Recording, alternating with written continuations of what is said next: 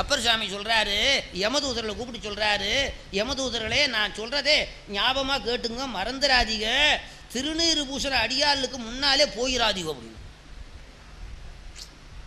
பிறையும் பாம்பும் சூடும் பெருமான் இந்த மாதிரி நரவன் ஆரியும் நல்லிரும் சாந்திலும் நிறைய நீரணிவார் இது செல்லல் என்பது அப்பர் சுவாமிகள் கட்டளை. அதனாலே பெரியோர்களே, இப்படிப்பட்ட சமயமும் நம்முடைய ஆச்சாரியர்களும் இந்த நூல்களும் கிடைச்சது மிக ஆச்சரியம். இவைகளையெல்லாம் நீங்கள் நன்றாக கொண்டாடுகிறீர்கள். இது பரம்பரையாக வரணும். பிள்ளைகளுக்கெல்லாம் சொல்லி வைங்க, பிள்ளைகளுக்கெல்லாம் சொல்லி வைங்க. எல்லாம் ஒரு சமய தீட்சை விசேட தீட்சைன்னு வாங்கிங்க. தினந்தோறும் சிவலிங்க பூஜை பண்ணுங்க.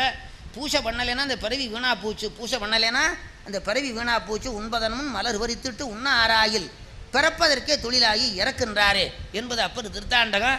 ஆகையினாலே பஞ்சாட்சரம் சொல்லுங்க, திருநீறு பூசுங்க. எல்லா வீட்லேயும் திருமுறை இருக்கணும், சைவமாக இருக்கணும். சிறுதை சென்று நாம் சிறுதீவன் சேருவோம் அல்லோன் சிவபெருமான் திருவடியே